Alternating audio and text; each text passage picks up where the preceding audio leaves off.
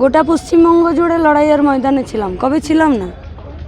আমাদের কাছে নির্বাচন আমাদের যে বিরাট রাজনৈতিক লড়াই, সেই লড়াইয়েরই একটি ধাপ। সেই লড়াইটাও আমরা পার করব, সেই ধাপটাও পার করব। এবং আপনাদেরকে এটা বলে রাখছি, গোটা পশ্চিমবঙ্গের মানুষ অলরেডি তৃণমূলকে রিজেক্ট করে দিয়েছে, আর বিজেপিকে এখানে থাবা বসাতে দেবে না। প্রচুর কর্মী সমর্থক দেখলাম আপনার নমিনেশন ফাইলের সময় এসেছে। আজকেই দেখছেন, এর আগে দেখেননি? উত্তরপাড়া বিধানসভা থেকে কতটা আপনি আশাবাদী?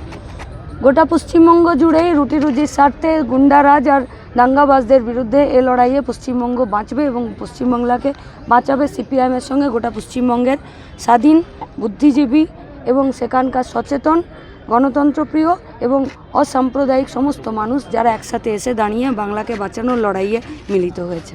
মীনাক্ষী, নিঃসন্দেহে রাজনৈতিক মহলের একাংশ বলছে ভবানীপুর যদি ভরকেন্দ্র হয়, ভাঙড় হচ্ছে ব্যাটেল গ্রাউন্ড, আর নিঃসন্দেহে one of the high voltage কেন্দ্র হচ্ছে এই উত্তরপাড়া। সেখানে বাড়তি চাপ কি একটা কাজ করছে? কারণ যেহেতু নন্দীগ্রামের মতো আপনাদের হাই ভোল্টেজের প্যারামিটার কি? প্যারামিটার বলে দিন, বলে দেবো। কালচিনি থেকে বাসন্তী গরিব মানুষ সব রকমের সমস্যার মুখে পড়ে আছে। একটা জায়গা বলুন যে যেখানে নিয়ম অনুযায়ী সরকার পরিচালিত হয়েছে। সরকার কি শুধুমাত্র তৃণমূলের এমএলএরা নাকি? 77টা বিজেপির এমএলএকে জবাবদিহি করতে হবে না?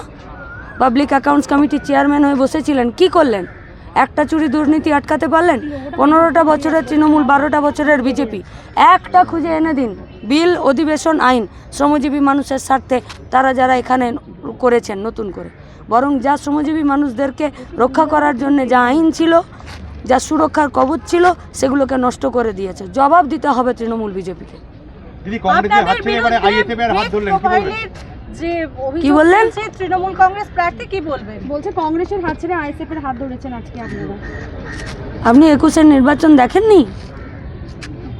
ফেক প্রোফাইলের অভিযোগ তুলছে আপনাদের এই উত্তরপাড়া কেন্দ্রের এক প্রার্থী, কি বলবেন? কার? তৃণমূল কংগ্রেস প্রার্থী। কার ফেক প্রোফাইল? তার প্রোফাইল ফেক। প্রোফাইল অনেকগুলো করা হয়েছে। নিজের ঘর গুছাক নয়, এমনি তো গুছাতে পারবে না। পাড়া বৈঠক এটা যেটা আপনি করছেন উত্তরপাড়া বিধানসভা অঞ্চলে, কতটা কার্যকরী হবে বলে মনে হচ্ছে? মানুষজন কতটা বুঝতে পারবেন? ওই তো দেখে নেবেন, বিজেপি আর তৃণমূলের প্রার্থীরা পাড়ার ভেতরে ঢুকছেও না, আর ঢুকলেও শুধু ঢাক বাজাচ্ছে। সেদিনকে এসে প্রতিগুলো অনেক কথা বলে গেছেন, স্ক্রিপ্টেড না বললে মুশকিল আছে। গতবার নন্দীগ্রামে আপনি প্রার্থী ছিলেন, তারপর হেরে যাওয়ার পর আপনাকে দেখা যায়নি। এবার উত্তরপাড়ায় হারার পরেও আপনাকে দেখা যাবে না, এমনটাই কিন্তু কোট আনকোট বলেছে প্রতিকূল। কোনো মন্তব্য নেই।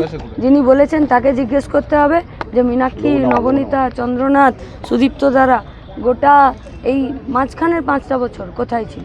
গাড়িতেও ঘুরিনি, চেয়ারেও বসেছিলাম না,